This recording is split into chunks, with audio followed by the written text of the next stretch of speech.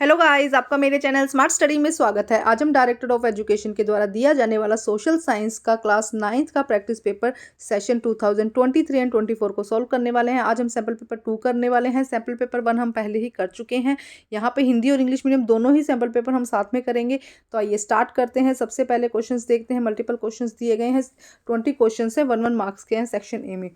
Total population of a Raj village is 10,000 during the year 2020. The total live birth in the village is 50. What is the birth rate Ras village in the year? देखो क्या कह रहे हैं कि total population है 10,000, 20 की बात की गई है ये, और जो लाइव बर्थ हुए हैं वो कितने हुए हैं इस ईयर में? 50 हुए हैं।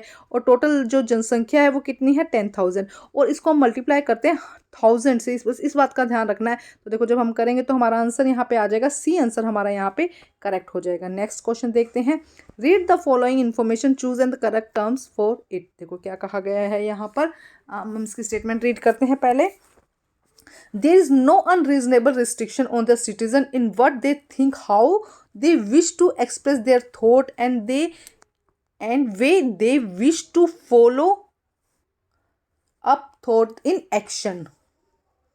देखो क्या कहा जा रहा है यहाँ पे कि अनरीजनेबल रिस्ट्रिक्शन, जो अनरीजनेबल हो, वो रिस्ट्रिक्शंस ना हो, एक्सप्रेस हो अपनी थॉट को वे करने के लिए, किसी भी चीज़ को फॉलो, किसी भी एक्शन को फॉलो करने की कहाँ पर होती है? लिबर्टी। तो बी आंसर इसका करेक्ट हो जाएगा। नेक्स्ट देखते हैं third question. Annapurna Yojana is related to which of the following. जो अन्नपूर्णा योजना है वो किससे रिलेटेड है? सी, फूड से रिलेटेड है। फर्स्ट क्वेश्चन देखते हैं। राज के गांव की कुल जनसंख्या 10,000 है। 2020 के दौरान उसके गांव में जन्म लेने वाले शिशुओं की संख्या 50 है। बताइए कि 2020 में राज के गांव की जन्म दर क्या थी? तो जैसे मैंने अभी बताया, सोल्व करके दिखाया था, सी आंसर यहाँ पे करेक्ट हो जाएगा। नेक्स्ट देखिए। नागरिक कैसे सोचे, किस तरह अपने विचारों की अभिव्यक्ति करे, अपने विचारों को किस तरह अमल करे, इस पर कोई अनुचित पाबंदी नहीं होगी। यह क्या है? स्वतंत्रता। बी आंसर यहाँ पे क्या हो जाएगा? सही हो जाएगा। नेक्स्ट देखते हैं। अन्नपूर्णा योजना का संबंध इनमें से किससे है? तो अन्नपूर्णा का संबंध यहाँ भोजन से है। सी आंसर यहाँ पे क्या हो जाएगा? करेक्ट हो जाएगा। क्वेश्चन नंबर 4 देखिए क्या कहा गया है। क्वेश्चन नंबर 4 में कहा गया है कि निम्नलिखित में से कौन सी एक तृतीय क्षेत्र की क्रिया है? यहाँ पे कहा गया कि तृतीय, थर्ड सेक्टर कहाँ पर है? तो यहाँ पे हो जाएगा बी, पर्यटन। बी आंसर यहाँ पे क्या आ जाएगा? सही हो जाएगा। नेक्स्ट देखते हैं क्वेश्चन नंबर 5। 1930 के दशक में हिटलर की विदेश नीति का मुख्य लक्ष्य क्या था? तो मुख्य लक्ष्य पूछा गया है तो जर्मन साम्राज्य का विस्तार करना।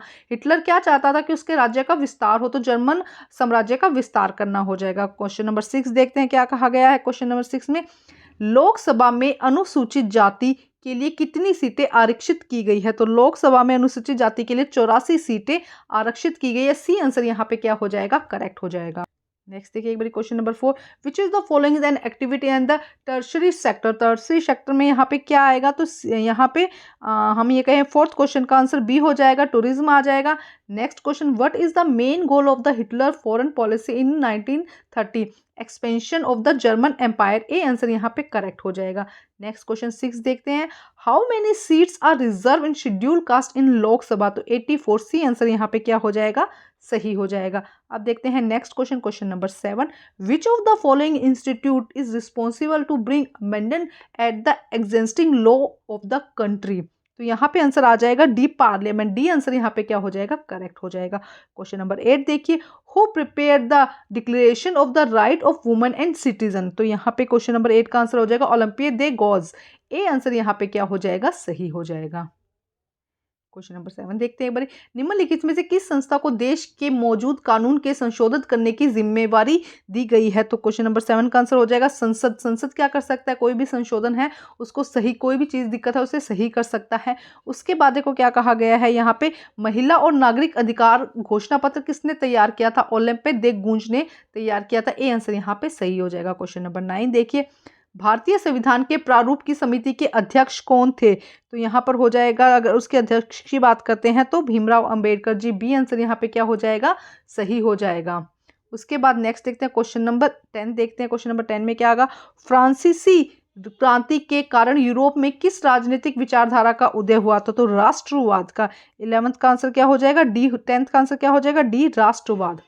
उसके बाद देखो गलत का मिलान करना है आपको 11 में क्या कहा गया है कि कौन सा अन्नपूर्णा नेपाल में है, गुरला दहता भी नेपाल में है, धौलागिरी भी नेपाल में है, जो कंचनजंगा है, ये क्वेश्चन कई बार आया भी हुआ है, तो कंचनजंगा इंडिया में है। तो डी आंसर क्या हो जाएगा, यहाँ पर गलत हो जाएगा। डी आंसर यहाँ पे क्या हो जाएगा, गलत हो जाएगा। क्वेश्चन नंबर 9 देखिए, who was the chairman of the drafting committee of the Indian constitution, Bhimrao Ambedkar, B answer correct हो जाएगा। नेक्स्ट देखिए, the French revolution led to the rise which political ideals in Europe, तो इसका आंसर हो जाएगा D हो जाएगा, इसका 10th का आंसर डी हो जाएगा, नेशनलिज्म हो जाएगा। उसके बाद next, which is incorrect pair, आपको इनकरेक्ट पेयर ढूंढना है यहाँ पे, तो इनकरेक्ट पेयर डी हो जाएगा, कंचनजंगा नेपाल, कंचनजंगा इंडिया में है, तो डी आंसर यहाँ पे करेक्ट हो जाएगा। उसके बाद 12 क्वेश्चन में क्या कहा गया है, who among the following is not a member of central council of minister, तो इसका आंसर बी हो जाएगा। बट ये थोड़ा क्वेश्चन डाउटफुल है, आप इसे एक अच्छे से चेक करके मैं आपको इसको मैसेज कर दूंगी, ग्रुप में कमेंट में डाल दूंगी, मतलब कमेंट डाल दूंगी कि हाँ इसका क्वेश्चन में अगर, या एक वीडियो बना दूंगी, यहाँ थोड़ा डाउटफुल लग रहा है ये क्वेश्चन, तो आप चेक करके आप मुझे कमेंट करके सही आंसर बताने की कोशिश कीजिएगा। उसके बाद क्वेश्चन नंबर 13 देखते हैं, how are the seat in Lok Sabha house of parliament allocated to the state India, तो यहाँ पे क्वेश्चन नंबर में आ जाएगा based on the population of a state, एक पॉपुलेशन के स्टेट पर क्या होती है, बेस होती है। क्वेश्चन नंबर 12 में देखें, निम्नलिखित में से कौन केंद्रीय मंत्रिपरिषद का सदस्य नहीं होता, बी, लेकिन अभी फिर मैं ये कह रही हूँ थोड़ा डाउटफुल है ये क्वेश्चन, जैसे मैंने पहले कहा है। क्वेश्चन नंबर 13 देखते हैं, होमवर्क में है आपका क्वेश्चन नंबर 12, आप मुझे कमेंट करके इसका आंसर दीजिएगा, आप ही के नाम के, आप ही के कमेंट के साथ में मैं इसको सॉल्व करके वीडियो बना दूंगी। क्वेश्चन नंबर 13 देखिए, भारत के लोकसभा में राज्यों को सीटें कैसे आवंटित की जाती है, राज्य की जनसंख्या के आधार पर, जितनी जनसंख्या होती है उतनी ही सीटें आवंटित यहाँ पर की जाती है। उसके बाद क्वेश्चन नंबर 14 देखते हैं, कौन सा मौलिक अधिकार नागरिकों को उनके मौलिक अधिकारों का उल्लंघन होने पर अदालत जाने की स्वीकृति देता है, तो यहाँ पे संवैधानिक उपचारों का अधिकार, सी आंसर यहाँ पे क्या हो जाएगा, सही हो जाएगा। क्वेश्चन नंबर 15 देखिए, चिल्का झील अवस्थित है, मतलब चिल्का झील कहाँ पर है, पूर्वी तटीय मैदान पर, 15 का आंसर हो जाएगा बी, पूर्वी तटीय मैदान पर। उसके बाद 16 देखिए, अमनेस्टी इंटरनेशनल एक अंतर्राष्ट्रीय डैश संगठन है, तो एक मानवाधिकार संगठन है, ए आंसर यहाँ पे सही हो जाएगा। क्वेश्चन नंबर 14 देखिए, which fundamental right allow citizen to move to court to their fundamental right to wallet, तो इसका सी आंसर सही हो जाएगा, right to constitution remedies. Lake Chilika is located in, तो 15 का आंसर यहाँ पे बी हो जाएगा, ईस्टर्न कोस्टल प्लेन हो जाएगा। नेक्स्ट हम करते हैं question number C, Amnesty International is an international organization human rights, तो ए आंसर यहाँ पे क्या हो जाएगा, सही हो जाएगा।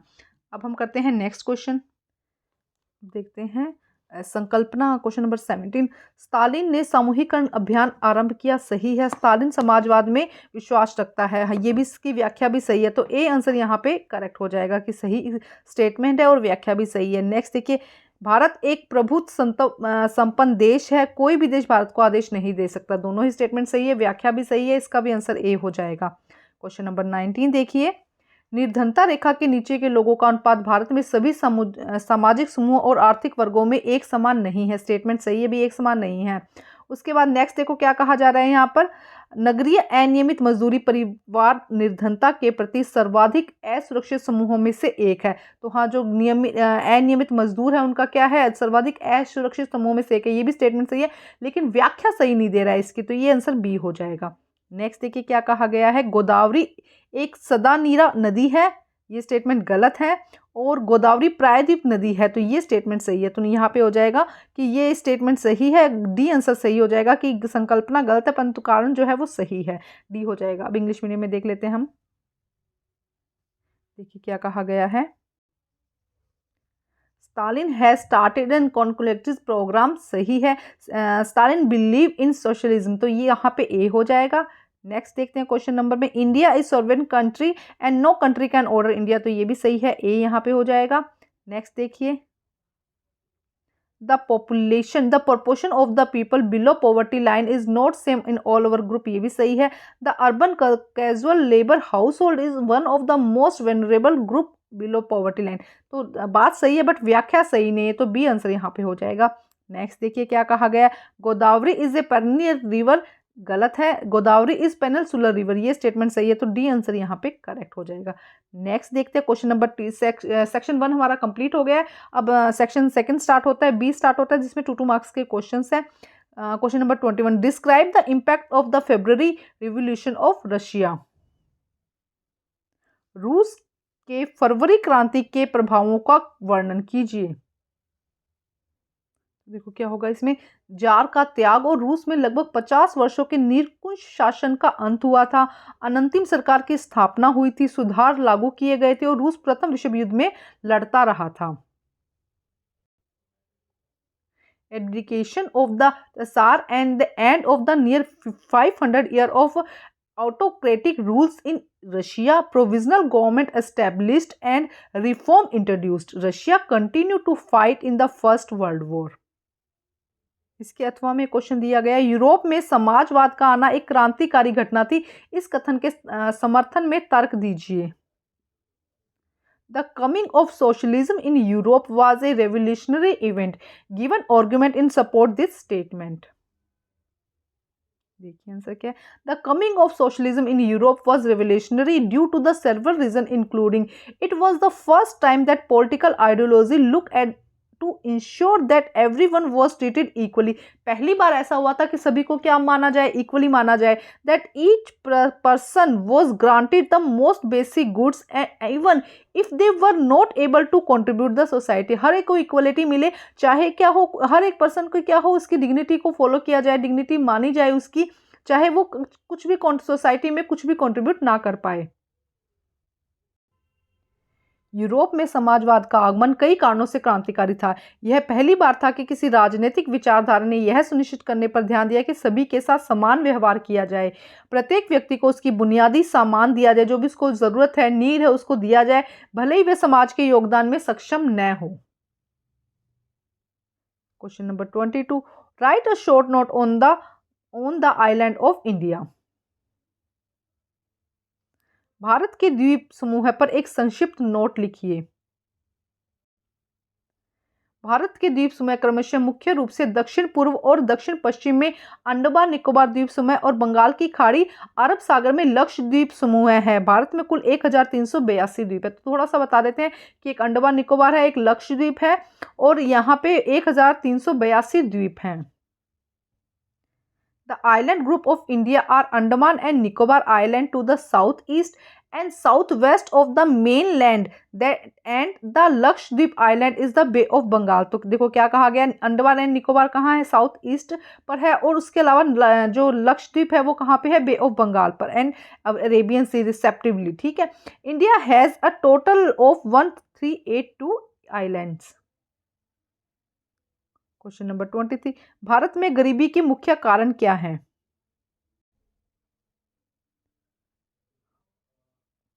What is main reason of the poverty in India?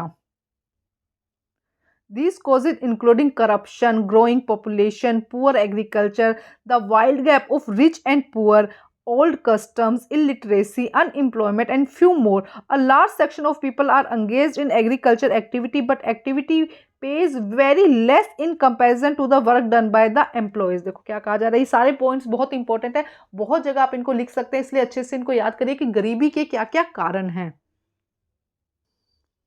इन कारणों में भ्रष्टाचार, बढ़ती जनसंख्या, खराब कृषि, अमीर और गरीब का बड़ा अंतर, पुरानी रीति रिवाज, अशिक्षा, बेरोजगारी, कुछ अन्य शामिल है। लोगों का एक बड़ा वर्ग कृषि गतिविधियों में लगा हुआ है, लेकिन इस गतिविधि में कर्मचारी द्वारा किए गए काम की तुलना में बहुत कम भुगतान किया जाता है।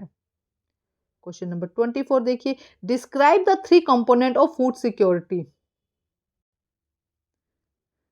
खाद्य सुरक्षा के 3 घटकों का वर्णन कीजिए। ऐसा ही क्वेश्चन सैंपल पेपर 1 में भी था, यहाँ पे अच्छे से आंसर समझाया गया है। फर्स्ट देखो क्या है, भोजन की उपलब्धता, सभी व्यक्तियों के लिए पर्याप्त भोजन की उपलब्धता हो, भोजन की पहुंच, भोजन तक पहुंचने में बाधा का अभाव, मतलब खाना तो बहुत स्टोरेज किया गया, बहुत लोगों के लिए रखा गया, लेकिन लोगों तक नहीं पहुंच पा रहा है। तो फर्स्ट क्या है, सभी व्यक्तियों के लिए खाना उपलब्ध हो, मतलब 10 लोग हैं तो 10 लोगों का खाना होना चाहिए, लेकिन उन 10 लोगों तक खाना पहुंचना भी चाहिए। और भोजन की सामर्थ्यता, सभी व्यक्तियों के लिए स्वीकार्य गुणवत्ता वाला भोजन, मतलब ऐसा भोजन जिसमें कीड़े लग गए हो तो ऐसा भोजन नहीं, भोजन की सामर्थ्यता मतलब कि सही भोजन होना होना चाहिए। 3 पॉइंट हैं। सबसे पहले उपलब्धता होनी चाहिए, उसके बाद उसकी पहुंच होनी चाहिए और उसकी सामर्थ्यता, मतलब कि वो सही कंडीशन में होना चाहिए खाना, कि लोग उसको खा सकें। स्वीकार्य गुणवत्ता का भोजन खरीदने की क्षमता, और उसको खरीदने की भी क्षमता होनी चाहिए, मतलब सही भोजन होना चाहिए और उसको खरीदने की भी क्षमता होनी चाहिए। देखो क्या कहा, availability of food, presence of enough food for the all persons, accessibility of food, absence of barrier to the access to food, affordability of food, capable to all person to buy food to acceptable qualities. अब हम देखते हैं section gas start हो गया है, तो इसमें सबसे पहले 25th क्वेश्चन, फ्रांस में जैकोबिन क्लब में उदय के कारणों का वर्णन कीजिए। सेक्शन सी 3 मार्क्स के क्वेश्चन है। 25th question, describe the reason for the emerge of the Jacobins club in France. Jacobin वामपंथी क्रांतिकारी थे जिनका लक्ष्य राजा लुई 16वें के शासन को समाप्त करना और एक फ्रांसीसी गणराज्य की स्थापना करना था। तो जो जैकोबिन वामपंथी थे उनका लक्ष्य क्या था, जो राजा लुई 16वें थे उनके शासन को खत्म करना और गणराज्य की स्थापना करना था। वे फ्रांसीसी क्रांति में शामिल हुए सबसे प्रसिद्ध कट्टरपंथी राजनीतिक गुट थे। इस क्लब का गठन राजनीतिक माहौल के कारण किया गया जिसने फ्रांस के लोगों के साथ दुर्व्यवहार किया था।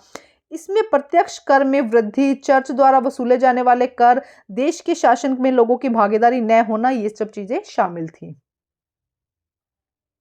The Jacobins were left-wing revolutionary who aimed to end the reign of the King Louis XVI and establish a French Republic. They were the most famous and radical political fiction involved in the French Revolution. The club was formed due to the political climate that mistreated the people of France. The included increased the direct tax charges by the church and no involvement of people, the government of the country. Next question देखिए, describe any 3 fundamental right mention in the manifesto of Olympe de Guzzi.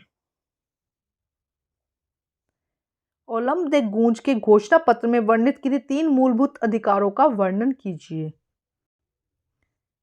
ये अधिकार है स्वतंत्रता, संपत्ति, सुरक्षा, विशेषकर उत्पीड़न का प्रतिरोध, समस्त संप्रभुता का सिद्धांत अनिवार्य रूप से राष्ट्र में निहित है जो स्त्री पुरुष का पूर्ण मिलन है। कोई भी निकाय और कोई भी व्यक्ति ऐसे अधिकार को प्रयोग नहीं कर सकता है जो स्पष्ट रूप से राष्ट्र में उत्पन्न न हो। तो स्वतंत्रता, संपत्ति, सुरक्षा, विशेषकर उत्पीड़न का प्रतिरोध यहाँ पर किया गया है। These rights are liberty, property, security, especially resistance to oppressions. The principle of all sovereign rests to essentially in the nation, which is but the uniting of women and men. No body and no individual may exercise authority which does not emanate expressly from the nation. Question number 26 देखिए, ब्रह्मपुत्र नदी तंत्र और सिंधु नदी तंत्र के मध्य अंतर स्पष्ट कीजिए। 26 question, distinguish between Brahmaputra river system and Indus river system. देखो क्या कहा गया, the Indus travel in southwest direction and flow to drain the Arabian Sea. On the other hand, the Ganga flow in southeast direction and pass through the most of North India to drain into Bay of Bengal. देखो क्या कहा गया, south west में direction में जाती है, ये south east में जाती है, ये अरेबियन सी में ड्रेन होती है और ये बे ऑफ बंगाल में ड्रेन होती है। इसके अलावा Brahmaputra river system is slightly longer than the Indus, और ये क्या है, स्लाइटली जो ब्रह्मपुत्र रिवर है वो स्लाइटली लॉन्गर है इंडस रिवर से। सिंधु दक्षिण पश्चिम दिशा में बहती है और अरब सागर में मिल जाती है। दूसरी ओर गंगा दक्षिण पूर्व दिशा में बहती है और उत्तर भारत के अधिकांश हिस्से से होकर बंगाल की खाड़ी में गिरती है। ब्रह्मपुत्र नदी प्रणाली सिंधु नदी प्रणाली से थोड़ी सी लंबी है। नेक्स्ट देखते हैं question number 27, suggest some way to remove unemployment in India. Question number 27, Bharat में बेरोजगारी दूर करने के कुछ उपाय बताइए। बेरोजगारी की समस्या को हल करने के उपायों में औद्योगिक तकनीकों में बदलाव, मौसमी बेरोजगारी के संबंध में नीतियां, शिक्षा प्रणाली में बदलाव, रोजगार एक्सचेंजों का विस्तार, अवसरों का विस्तार, स्वरोजगार वाले लोगों को अधिक सहायता, पूर्ण व अधिक उत्पादन, रोजगार पर जोर, उत्पादन दर में वृद्धि शामिल है। मतलब मेन स्किल बढ़ाई जाए, जिससे कि क्या होगा, अगर एजुकेशन अच्छी दी जाए, स्किल वाली एजुकेशन दी जाए, जिससे लोगों को ज़्यादा से ज़्यादा मौका मिले काम करने का और अच्छी सैलरी दी जाए, जिससे कि क्या होगी, बेरोजगारी दूर होगी। Measures to solve unemployment problem include changes the industry technique, policies regarding seasonal unemployment, changes in the education system, expansion of employment exchanges, more assistance to self-employed people, emphasis on full and more productivity employment and increase the production rate. Next देखते हैं question number 28। लोकतंत्र में स्वतंत्र न्यायपालिका के महत्व को समझाइए। Explain the importance of independent judiciary in a democracy. The principal role of the judiciary is to protect rule of law and ensure the supreme of law. If to safeguard to right the individual, settle dispute by the law and ensure that democracy does not give way to the individual and group dictatorship. को क्या कहा गया, न्यायपालिका की मुख्य भूमिका कानून के शासन की रक्षा करना, कानून को सर्वोच्च सुनिश्चित करना, भी कानून सबसे ऊपर होना चाहिए। यह व्यक्तियों के अधिकारों की रक्षा करता है, विवादों का निपटारा कानून द्वारा करता है। यह सुनिश्चित करता है कि लोकतंत्र व्यक्तिगत या समूह तानाशाही को रास्ता ना दे। अब नेक्स्ट क्वेश्चन करते हैं, question number 29। Increased participation of people in election is a testament of a Indian election being free and fair. Review the statement. चुनावों में बढ़ती लोगों की भागीदारी भारतीय चुनाव के स्वतंत्र और निष्पक्ष होने का साक्ष्य है। कथन की समीक्षा कीजिए। तो देखो इस क्वेश्चन में क्या कहा गया, भी लोग जो चुनाव प्रक्रिया है उसमें ज़्यादा से ज़्यादा पार्टिसिपेट कर रहे हैं। तो ये क्या बता रहा है कि ये एक तरह का स्वतंत्र और निष्पक्ष, हम जो इलेक्शंस हो रहे हैं वो स्वतंत्र है, जिसमें हर एक पार्टिसिपेट कर सकता है, फ्री है और निष्पक्ष। जो रिजल्ट आएगा वो लोगों ने जो वोट दिए उसी के आधार पर आएगा। तो इसकी कथन की आपको समीक्षा करनी है। तो ये क्वेश्चन मैं आपको होमवर्क में देती हूँ, इसका आंसर आप कमेंट बॉक्स में दीजिएगा, जिससे कि मैं आपके आंसर के साथ में ही इसका वीडियो बना दूंगी। नेक्स्ट देखते हैं क्वेश्चन नंबर 30। भारतीय संविधान सभा के सामने कौन कौन सी चुनौतियां कौन कौन सी आई थी और उनका सामना उन्होंने किस प्रकार किया। सेक्शन डी देखते हैं हम। What were the major challenges before the Indian Constitution Assembly and how did they face them? देखिए क्या क्या आएगा इसके अंदर। सबसे पहली जो समस्या थी, एक ऐसा संविधान कैसे बनाया जाए जो देश भर में मौजूद विविध संस्कृति विरासत वाली लगभग 360 मिलियन लोगों को, विशाल आबादी को संतुष्ट कर सके। मतलब इतनी बड़ी जनसंख्या है तो उसमें सभी लोगों की संस्कृति विरासत के साथ क्या किया जाए, मौजूदा जितने भी लोग हैं उनको संतुष्ट कर सके। देश के सभी नागरिकों के लिए लोकतंत्र कैसे सुनिश्चित किया जाए, लोकतंत्र की सीमा क्या रखी जाए। भारत में विभिन्न भाषाएं और धार्मिक संस्कृतियां थी, ये एक दिक्कत थी। देश की संविधान उथल पुथल के दौर से गुजर रहा था, संविधान जो था उसमें काफ़ी आ रहा था। पृथक निर्वाचन क्षेत्र की समस्या थी।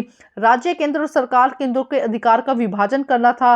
राष्ट्रभाषा के बारे में सोचना था। तो ये सारी दिक्कतें थी जो कॉन्स्टिट्यूशन या संविधान के समय आई थी, और उसको किस तरह से इसका निपटारा किया गया था उसके बारे में देखते हैं। इसकी मौजूदा समिति में अध्यक्ष डॉक्टर भीमराव अंबेडकर को भारतीय संविधान का मुख्य वास्तुकार माना जाता है, जो देश के अद्वितीय सामाजिक, सांस्कृतिक, धार्मिक विविधता को ध्यान में रखते हुए देश को मार्गदर्शन और शासन करने के लिए एक व्यापक और गतिशील ढांचा प्रदान किया। उन्होंने एक प्रारूप बनाया, ऐसा एक उन्होंने मतलब एक शैली बनाई जिसके अंदर सभी चीज़ों को इंक्लूड करते हुए जो समस्या थी उनके बारे में सुना और उसके बारे में निष्कर्ष लेते हुए ये अपना जो फाइनल डिसीजन था वो उन्होंने बनाया था। तो क्या क्या चैलेंजेस थे। How to frame a constitution that can satisfy a huge population of around 360 million people present throughout the country and which deserve culture and heritage. How to ensure democracy for all citizen to country, what should be the limits of the democracy. In India, there are different languages, religion, cultures. Country was going throughout the constitution turmoil. The problem was separate electorate and the division of right between state and central government. The language of the nation, national language, अभी language वाली भी problem थी। ये सारी problems थी। किस तरह से उससे छुटकारा मिला या किस तरह से उन्होंने इसको सॉल्व किया? तो किसने किया? सबसे पहले doctor Bhimrao Ambedkar, the chairman of the drafting committee, is considered the chief architect of the Indian constitution, which provide a comprehensive and dynamic framework to guide and govern the country, keeping in view her unique social, culture and religious diversity. Next देखते हैं question इसकी ओर में दिया गया, the spirit of the Indian constitution rest in the preamble of the Indian constitution, describe the value mention in the preamble of Indian constitution in the light of the above statement. भारतीय संविधान की उद्देशिका में भारतीय संविधान की आत्मा बसती है। कथन के आलोक में भारत संविधान की उद्देशिका में वर्णित मूल्यों का वर्णन कीजिए। तो भारत की संविधान की उद्देशिका क्या है? जिसमें कि संविधान की जो बुक है उसमें आप अगर अपनी बुक भी देखोगे तो वहाँ पे भारत संविधान की उद्देशिका लिखी होगी, जिसमें भारत के संविधान की आत्मा बसती है। मतलब उसमें भारत के संविधान की जो मेन बातें हैं कि सभी भारतीय भाई बहन हैं, या इसके अलावा सभी के साथ समानता का व्यवहार होना चाहिए, कोई ऊंच नीच नहीं होनी चाहिए। ये क्या है? बेसिक संविधान, हमारे बेसिक बात है। तो इसी के बारे में वहाँ पे हर कहीं लिखा होता है उद्देशिका में। तो उसी में क्या है, संविधान की, अब हर कोई वो संविधान वाली बुक नहीं पढ़ सकता ना, तो वो उद्देशिका में क्या है, मेन में पॉइंट लिखे गए हैं, तो उसके बारे में आपको बताना है, उसके वर्णित मूल्यों के बारे में। देखो क्या है, प्रस्तावना में व्यक्त मूल्य संविधान के उद्देश्यों के रूप में व्यक्त किए गए हैं, जैसे कि संप्रभुता, समाजवाद, निरपेक्षता, लोकतंत्र, भारतीय राज्य का गणतांत्रिक चरित्र, न्याय, समानता, स्वतंत्रता, समानता, बंधुत्व, मानवीय गरिमा और राष्ट्र की एकता और अखंडता। तो देखो यहाँ पे मैंने सिर्फ टॉपिक के नाम लिख दिए, इसी को डिस्क्राइब करके आपको लिखना है, जैसे कि सभी में समानता का व्यवहार किया जाना चाहिए, सभी को क्या होना चाहिए, फ्रीडम होनी चाहिए, सभी के साथ में मानवीय गरिमा बनी रहनी चाहिए, सभी के साथ न्याय होना चाहिए, एक लोकतंत्र व्यवहार होना चाहिए, समाजवाद की भावना होनी चाहिए, धर्मनिरपेक्षता होनी चाहिए, फ्री होना चाहिए अपने धर्म को लेकर, किसी भी चीज़ को लेकर, राष्ट्र की एकता के बारे में, इसको बिना विभाजित किए अखंडता की भावना होनी चाहिए। तो इसी को थोड़ा सा डिस्क्राइब करके आपको एक एक दो दो लाइन और ऐड करते हुए लिख देना है। वो मेन पॉइंट्स यही रहेंगे।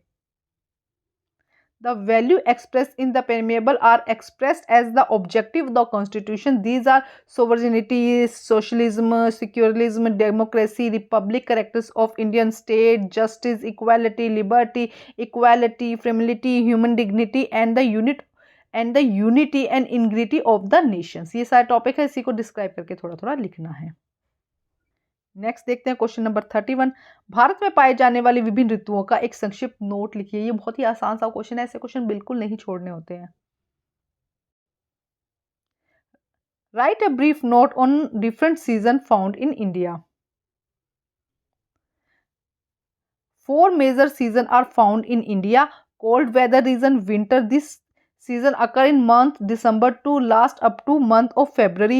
During this season, temperature remain cold and northern India become the sun rays do not fall directly on the region. Hot weather region, summer. This season start from March to end of the May. During this season, temperature become very hot because the sun ray fall directly on the region of hot. Okay. And dry wind called loo is blow during the day. और day के समय क्या होती है, लू wind करते, एकदम easy सा। ये देखो साउथ, इसके बाद में देखो नेक्स्ट दो और दिए गए हैं, क्या कहा गया है यहाँ पर, साउथ वेस्ट मानसून रीजन कौन सा है, rainy season. This season marked by the event and the advance of the monsoon. The wind blow in the Arabian Sea and Bay of Bengal towards the land. They carry moisture with them and when these wind strike mountains very being the raining. Season of the returning monsoon, autumn. This is season to the retreating monsoon. During this season, wind move back from the mainland to Bay of Bengal. The southern part of the India receive this season, this rays. देखो क्या कहा गया है, सर्दी की ऋतु ये दिसंबर माह में आती है और फरवरी माह तक रहती है। इस मौसम के दौरान उत्तर भारत में तापमान ठंडा रहता है क्योंकि सूर्य की किरणें सीधी नहीं पड़ती है। गर्म मौसम ग्रीष्म ऋतु यह मार्च महीने से शुरू होता है और मई के महीने में समाप्त होता है। इस मौसम में तापमान बहुत गर्म रहता है क्योंकि सूर्य की सीधी किरणें इसमें पड़ती है। गर्म और दिन के समय शुष्क हवाएं चलती है जिन्हें लू कहा जाता है। दक्षिण पश्चिम मानसून ऋतु वर्षा ऋतु, इस मौसम में मानसून के आगमन और आगे बढ़ने से चिन्हित किया जाता है। हवाएं अरब सागर से बंगाल की खाड़ी की भूमि की ओर चलती है और नमी लेकर अपने साथ चलती है और ये पर्वतीय अवरोधों से टकराती है और वर्षा होने लगती है। लौटते मानसून का मौसम शरद ऋतु, यह मानसून के लौटने का मौसम है। इस मौसम में मुख्य हवाएं वापस भूमि बंगाल की खाड़ी की ओर चलती है और दक्षिण भारत के प्राप्त होती है, दक्षिण भारत को जाती है, पहुंच जाती है। नेक्स्ट देखते हैं क्वेश्चन क्या कहा गया, describe the factor responsible for affecting the climate of India with example. Bharat की जलवायु को प्रभावित करने वाले कारकों का उदाहरण सहित वर्णन कीजिए। ऐसा ही क्वेश्चन जो हम बात करते हैं सैंपल पेपर 1 में भी आया था, वहां पे बहुत शॉर्ट में कराया गया था, यहाँ थोड़ा डिटेल में है क्योंकि 5 मार्क्स का है, तो आप अच्छे से समझ सकते हैं। इसके टोटल 6 पॉइंट हैं। सबसे पहले अक्षांश, पृथ्वी की वक्रता के कारण प्राप्त सौर ऊर्जा की मात्रा अक्षांश के अनुसार भिन्न भिन्न होती है। परिणाम स्वरूप हवा का तापमान आमतौर पर भूमध्य रेखा से ध्रुवों की ओर कम होता जाता है। सेकंड है ऊंचाई, जैसे जैसे कोई पृथ्वी की सतह से ऊंचाई की ओर जाता है, वायुमंडल कम और सघन होता जाता है, तापमान कम होता जाता है, इसीलिए गर्मियों के दौरान पहाड़ियां ठंडी रहती है। उसके बाद थर्ड है दबाव व पवन प्रणाली, वहां पे सिर्फ नाम बताया गया था सैंपल पेपर 1 में। किसी भी क्षेत्र का दबाव या हवा उस क्षेत्र के अक्षांश और ऊंचाई पर निर्भर करती है। इस प्रकार यह शुष्क वर्षा पैटर्न के तापमान को प्रभावित करती है। समुद्र से दूरी समुद्र जलवायु पर मध्यम प्रभाव डालता है। जैसे समुद्र से दूरी बढ़ती है, इसका मध्यम प्रभाव कम होता रहता है। लोगों को चरम मौसम की स्थिति का अनुभव होता है। इस स्थिति में महाद्वीपता के रूप में जाना जाता है, जिसका अर्थ गर्मियों के दौरान बहुत गर्म और सर्दियों के दौरान बहुत ठंडा होता है। 5th पॉइंट देखते हैं, महासागरीय धाराएं। महासागर तटवर्तीय हवाओं के साथ तटीय क्षेत्रों की जलवायु को भी प्रभावित करता है। उदाहरण के लिए कोई भी तटीय क्षेत्र जिसके पास गर्म ठंडी धाराएं बहती है, यदि हवाएं तटवर्ती है तो गर्म या ठंडा हो जाएगा। नेक्स्ट देखिए, राहत विशेषताएं। उच्च पहाड़ ठंडी और गर्म हवाओं के लिए अवरोधक के रूप में कार्य करते हैं। वे वर्षा भी हो सकती है, यदि वे पर्याप्त ऊंचे हो तो वर्षा के रास्ते में आते हो, जिससे हवाएं चलते हैं। देखो कि अगर हवाएं चल रही है और बीच में पहाड़ आ जाते हैं, पर्वत आ जाते हैं, तो वह क्या हो जाएगी, वहां पर हवा जो है वो ठंडी हवा रुक जाएगी और बारिश हो जाएगी। इन मौसमों में पहाड़ों का निचला भाग अपेक्षाकृत शुष्क रहता है। तो फर्स्ट पॉइंट देखिए, latitudes. Due to the curvatures of earth the amount of the solar energy received varies according to the latitude. As a result air temperature generally decrease from the equator towards the pole. Altitude, as one goes from the surface of the earth of higher altitude, the atmosphere become less dense and temperature decrease. The hills are therefore cooler during the summer. Next देखिए, pressure and wind system. The pressure and the wind system of the any area depend on the latitude and altitude of the place. Thus is influence the temperature and arid rainfall pattern. Distance from the sea. The sea exerts moderating influence on the climate. As the distance from the sea increase, क्या कहा गया है, distance from the sea exerts moderating influence on climate. As the distance from the sea increase, it moderating the influence decrease and the people experience extreme weather conditions.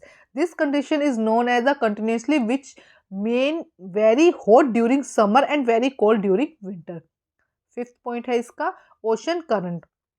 Ocean current along onshore the wind affect the climate on coastal area. For instance, any coastal area with warmish cold current flowing past it will be warmed or cooled if the wind are onshore. Relief features. High mountain act as a barrier to cold or hot wind. They may also cause precipitations if they are high enough and lie in the path of the ray-bearing wind. The leeward side in the mountains remain relatively dry rainfall in the season. Next देखते हैं question 32। कुछ महत्वपूर्ण दार्शनिकों का उल्लेख करते हुए फ्रांसीसी क्रांति में उनकी भूमिका का वर्णन कीजिए। Mentions an important philosopher and describe their role in the French Revolution. देखो क्या हो जाएगा, फ्रांसीसी क्रांति के दार्शनिकों ने महत्वपूर्ण भूमिका निभाई। उन्होंने अपने क्रांतिकारी विचारों से फ्रांस की आम जनता को प्रेरित किया, उन्हें अन्याय के खिलाफ लड़ने के लिए तैयार किया। देखो क्या क्या पॉइंट्स थे यहाँ पर। वे राजा के द्वितीय और पूर्ण अधिकार के सिद्धांत के विश्वास नहीं करते थे। जॉन लॉक ने अपने टूटरिज्म ऑफ गवर्नमेंट के सिद्धांत को दृढ़ता से खंडन किया। रूसो ने लोगों और उनके प्रतिनिधियों के बीच एक सामाजिक अनुबंधन पर आधारित सरकार के स्वरूप का प्रस्ताव रखते हुए विचार को आगे बढ़ाया। The spirit of the laws में मोंटेस्क्यू ने सरकार के भीतर विधायिका, कार्यपालिका, न्यायपालिका के बीच में शक्ति विभाजन का प्रस्ताव रखा। इन्हीं दार्शनिकों ने अपने विचार के पर सैलून और कॉफी हाउस में गहन चर्चा की गई। पुस्तकों और समाचार पत्रों के माध्यम से लोगों के बीच फैलाया गया। जो लोग अशिक्षित थे उनके लाभ के उन्हें अक्सर समूहों में जोर से पढ़ाया जाता था। इस प्रकार दार्शनिक ने फ्रांसीसियों में क्रांति लाने में बहुत ज़्यादा पार्टिसिपेट किया या बहुत योगदान दिया। क्या क्या उन्होंने विधायक, कार्यपालिका और न्यायपालिका के विभाजन की बात बोली। इसके अलावा उन्होंने क्या बोला कि जो ये सामाजिक अनुबंधन लगाए जा रहे हैं उसको रोका जाए, पूर्ण अधिकार जो एक ही राजा का पूर्ण अधिकार होगा उस पर रोक लगाई। तो इस तरह से काफ़ी योगदान दिया। देखो क्या होगा, the philosopher play important role the French revolution, they inspired the common mass France's with their revolutionary ideas and prepare to fight against injustice. They did not believe in the doctrine of the divine and absolute right of the monarch. In his two treasury, the government Locke refuted in the doctrine Strong's. Russia carries an idea forward processing a form of government based on a social contract between the people and their representative. In the spirit of the law, Montesquieu proposed a division of power within a government between the legislative, executive and judiciary. Next देखो क्या कहा गया है, the इंडिया of the these philosopher and were discuss intensively in salon and coffee house were spread among the people through the book and the newspaper. These were frequently read aloud in group for the benefit of those who were illiterate. Thus the philosopher contribute a lots of bringing in the French revolution. Next देखते हैं क्या कहा गया question, the French revolutions did not complete N aspiration of the all section of society, analyse this statement. देखो क्या कहा गया, फ्रांसीसी क्रांति समाज के सभी वर्गों की आकांक्षाओं को पूरा नहीं कर पाई, कथन का विश्लेषण कीजिए। तो देखिए क्या है, फ्रांसीसी क्रांति सभी वर्गों की आकांक्षाओं को पूरा नहीं कर सकी क्योंकि यह देखा गया कि समाज के मध्यम वर्ग और अमीर समूहों को सबसे अधिक लाभ हुआ। गरीब और निम्न वर्ग सबसे अधिक निराश थे क्योंकि उनके सपनों और आकांक्षाओं को पूरा नहीं किया गया था, या यूं कहें कि उन पर विचार ही नहीं किया गया था। महिला समूह है, बिना संपत्ति वाले पुरुषों को वोट देने की अनुमति नहीं थी। जो लोग टैक्स नहीं देते थे उन्हें वोट देने से भी रोका जाता था। मतलब बहुत सारा हिस्सा ऐसा था जिस पर ध्यान नहीं दिया गया था। इसीलिए कहा गया कि फ्रांसीसी क्रांति पर सभी वर्गों की जो अपेक्षाएं थी वो पूरी नहीं हुई। French Revolution did not fulfill aspiration of all sections because it was seen that middle class or rich group of the society were the most benefited. The poor and the lower class were the most disappointed as their dream and aspirations were not met and rather considers. The women group and the men no property were allowed to vote, and those who did not pay the tax were also support to the casting their votes. तो इस तरह से काफ़ी चीज़ें रह गई थी, इसीलिए कहा गया कि जो पूरी फुलफिल नहीं कर पाए थे, जो लोग चाह रहे थे सभी को फुलफिल उनकी एक्सपेक्टेशंस नहीं हो पाई थी। अब हम देखते हैं नेक्स्ट क्वेश्चन 33 क्वेश्चन। देखो क्या कहा गया है, मानव संसाधन विकास में शिक्षा की भूमिका का वर्णन करें। शिक्षा किसी देश की आर्थिक और सामाजिक विकास में किस प्रकार योगदान देती है। Education is a critical component of human resources development, helping employees acquiring new skills, knowledge, advance career, increase productivity, foster innovation, manage changes, improve employees and engagement, and driving organization development. Education provide individually with the knowledge and the skills necessary to participation in the workforce and contribute the economic growth. A well-educated population is essential for the development of a strong and competitive economy. Education also play a vital role in the reducing poverty and the promoting social mobility. देखो क्या कहा गया है यहाँ पर, शिक्षा मानव संसाधन विकास का एक महत्वपूर्ण घटक है जो कर्मचारी को नए कौशल और ज्ञान प्राप्त करने, उनके कैरियर को आगे बढ़ाने, उत्पादकता बढ़ाने, नव प्रचार का बढ़ावा देने, परिवर्तन पर प्रबंधन करने, कर्मचारी जुड़ाव के सुधार में करने, संगठनात्मक विकास को आगे बढ़ाने में मदद करता है। शिक्षा व्यक्ति को कार्यबल पर भाग लेने, उनके आर्थिक विकास में योग करने के लिए आवश्यक ज्ञान और कौशल प्रदान करती है। एक मजबूत एंड प्रतिस्पर्धी अर्थव्यवस्था के विकास के लिए सुनिश्चित आबादी आवश्यक है। शिक्षा गरीबी को कम करने, सामाजिक गतिशीलता को बढ़ावा देने के लिए महत्वपूर्ण भूमिका निभाती है। नेक्स्ट देखिए इसका क्वेश्चन, सरकार किसी देश में मानव पूंजी के निर्माण को कैसे बढ़ावा दे सकता है। मानव पूंजी के निर्माण को कैसे बढ़ावा दे सकता है, इस लक्ष्य को समर्थन करने वाली नीतियों को नीतियां और पहलुओं के उदाहरण प्रदान करें। How can the government promote the formation of human capital in country, provide example of policies initiate that support the this goal. देखो क्या कहा गया, how can the government promote the formation of human capital, human capital को किस तरह से जो government है वो प्रमोट कर सकती है और इसके लिए क्या क्या उन्होंने स्टेप लिए हैं उसके बारे में हमें बताना है। देखो क्या हो जाएगा यहाँ पर, जब मौजूदा मानव संसाधन को अधिक शिक्षित और स्वस्थ बनाकर विकसित किया जा सकता है तो मानव पूंजी का निर्माण होता है। जो मानव है उसी के अंदर क्या किया जाए, उसे अधिक शिक्षित कर दिया जाए, उसको स्वस्थ कर दिया जाए तो उस मानव पूंजी का निर्माण होता है। यह देश की उत्पादक शक्ति को बढ़ाता है और बिल्कुल भौतिक पूंजी के निर्माण की तरह, जैसे भौतिक किसी चीज को बनाता है ना, वैसे ही है कि ये मानव पूंजी को बनाता है। भारत में स्वास्थ्य सुविधाओं को बढ़ाने के लिए सरकार द्वारा की गई योजनाएं, एकीकृत बाल विकास योजनाएं, केंद्र सरकार की स्वास्थ्य योजनाएं, भारत में शिक्षा सुविधाओं को बढ़ाने के लिए सरकार द्वारा की गई योजनाएं, सर्व शिक्षा अभियान, मध्याह्न भोजन योजना। ठीक है, तो यहाँ पे देखो आपको मेन बताना है कि मानव पूंजी क्या है, कि मानव के अंदर क्या किया जाए, इतनी उसको एजुकेशन दे दो, उसको स्किल दे दो कि वो, अब देखो जब स्किल आ जाएगी और उसको फैसिलिटीज दे दो, मतलब उसको पढ़ाई करवा दो, उसके बाद उसकी अच्छी से उसके अंदर स्किल दे दो, अच्छे बिजनेस करने की स्किल दे दो, और साथ में क्या करो, थोड़ा उसको मतलब वो सिस्टम दे दो ना इसको, जिसकी वजह से क्या होगा, अगर मानव खुद ही काम की एक मशीन बन जाएगा तो क्या होगा, अगर एक पूंजी बन गया तो वो धीरे धीरे उस काम को बढ़ाएगा ना, जिससे कि क्या होगा, देश की शक्ति बढ़ेगी, उत्पादकता बढ़ेगी और देश की शक्ति बढ़ेगी। ठीक है, और किस तरह से किया जा सकता है, अलग अलग सरकार इसके लिए योजनाएं बना सकती है। When the existing human resources is further developed, becoming more educated and healthy, the human capital formation take place. It add to the productivity power of the country, and just like the physical capital formation. Following are the two schemes introduced by the government enhance health facility in India. Integrated Child Development Services Central Government Health Scheme.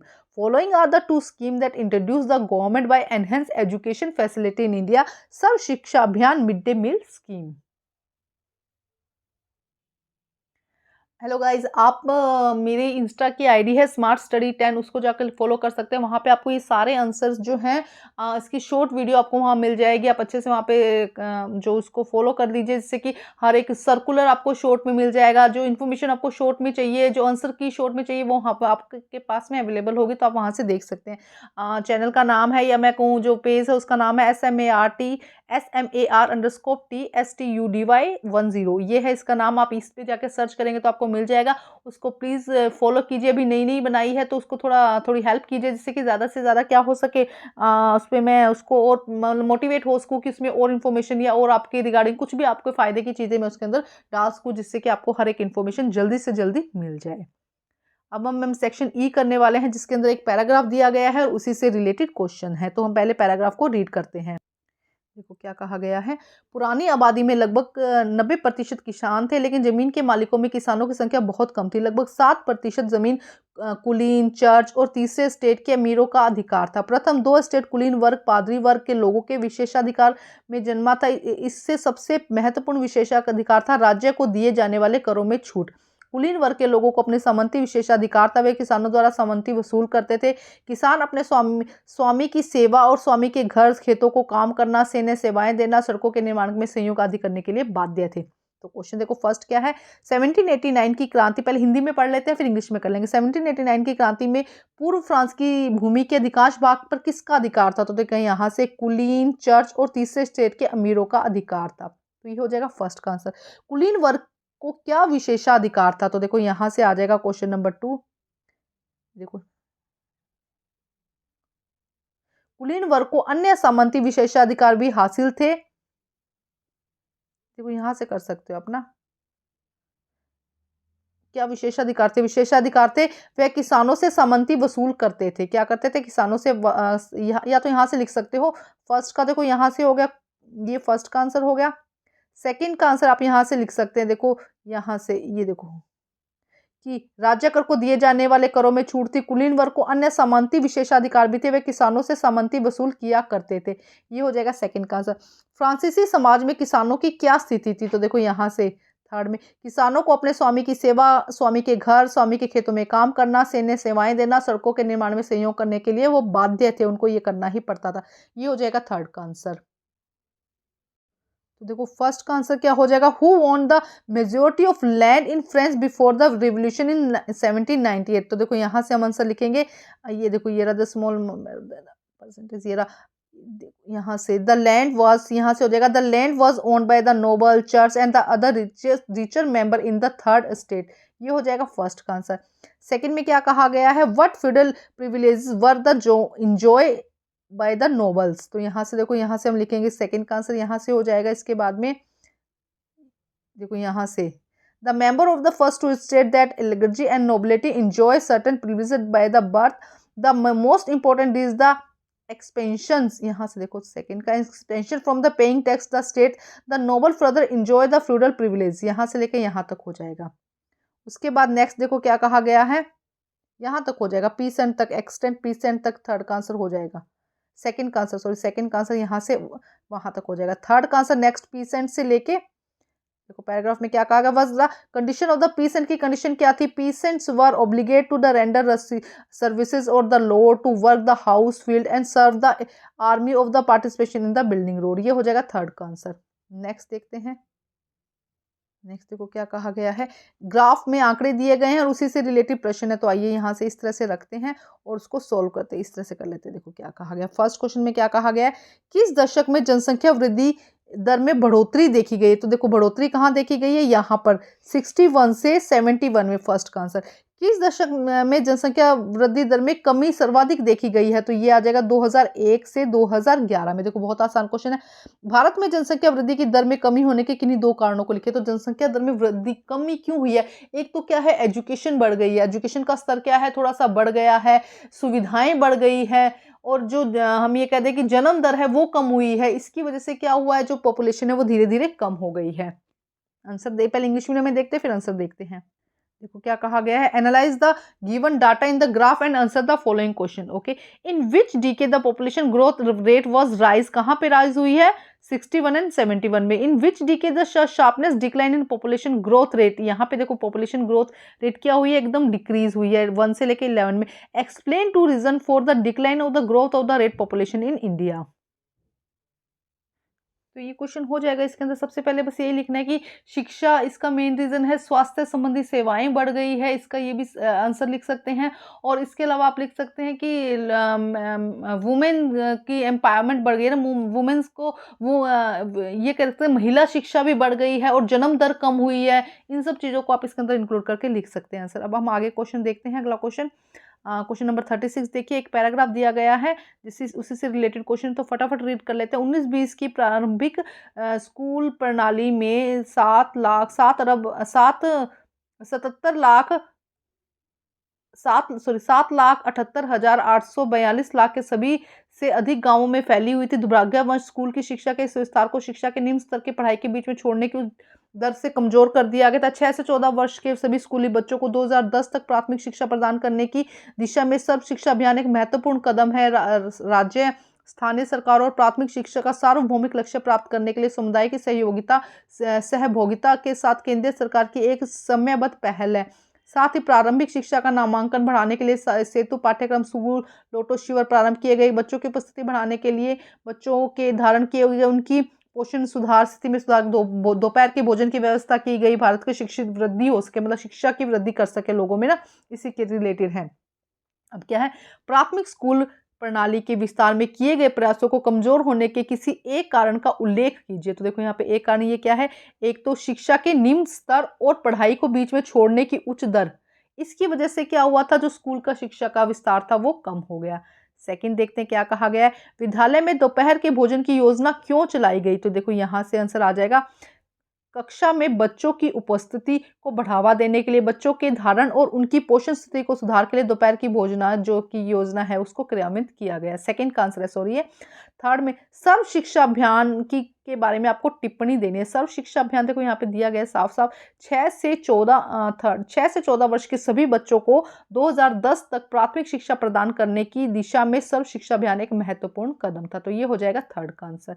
English में देख लेते हैं एक बारी, यहाँ पे questions देख लेते हैं हम। रीड तो हम कर चुके हैं, शिक्षा से रिलेटेड है, एजुकेशन से रिलेटेड है।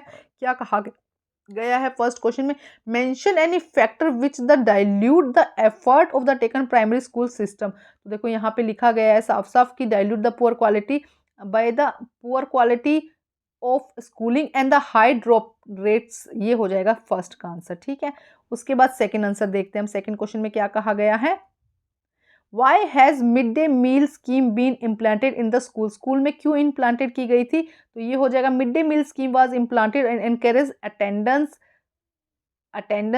Retention of the children and improve their nutrition status, ये हो जाएगा सेकंड का आंसर। उसके बाद थर्ड क्वेश्चन में देखिए क्या कहा गया, write a short note about Sarva Shiksha Abhiyan, सर्व शिक्षा अभियान के बारे में एक शॉर्ट नोट लिखना है, यहाँ से हो जाएगा third question. Sarva Shiksha Abhiyan is a significant step toward the providing element education to all children in age group 16 to 14 in 2010, ये हो जाएगा यहाँ से। इसमें ये भी ऐड कर सकते हैं time bound initiative the central government in partnership with the state and the local government and the community for the achieving goal the universalisation on elementary education, यहाँ तक ऐड कर सकते हैं क्योंकि उसके बारे में 2 मार्क्स का क्वेश्चन है, तो ये थोड़ा सा हिंदी में भी चाहे इसमें आप यहाँ से थोड़ा सा इसको एक्सटेंड कर दीजिएगा। अब हमारा यहाँ पे लास्ट क्वेश्चन बचता है जिसके अंदर मैप है, तो सैम्पल पेपर 1 का भी मैप अभी रह गया है, वो भी मैंने नहीं करवाया है, और यहाँ पे इस क्वेश्चन में भी मैप मैं नहीं करवा रही हूँ। आप मुझे कमेंट करिएगा इन दोनों ही क्वेश्चन के मैप जो है, मैं मैप का एक इकट्ठा ही वीडियो बना दूंगी जिसमें दोनों ही जो क्वेश्चन नंबर 37 है उसमें करवा दूंगी और मैप करवा दूंगी। और इससे रिलेटेड अगर कोई डाउट है तो वो भी कमेंट में डाल दीजिए जिससे कि मैं उसको भी सोल्व कर सकूँ। तो मेरे वीडियो को लाइक ज़रूर कर दीजिएगा, बहुत मेहनत लगती है क्वेश्चन को सोल्व करके आप तक को समझाने में, और कोशिश यही रहती है कि आपको सब कुछ समझ में आ जाए। अगर कोई डाउट होता है तो आप कमेंट करिए, ज़रूर उसको सॉल्यूशन मैं आप लोगों के लिए दूंगी। Thank you guys.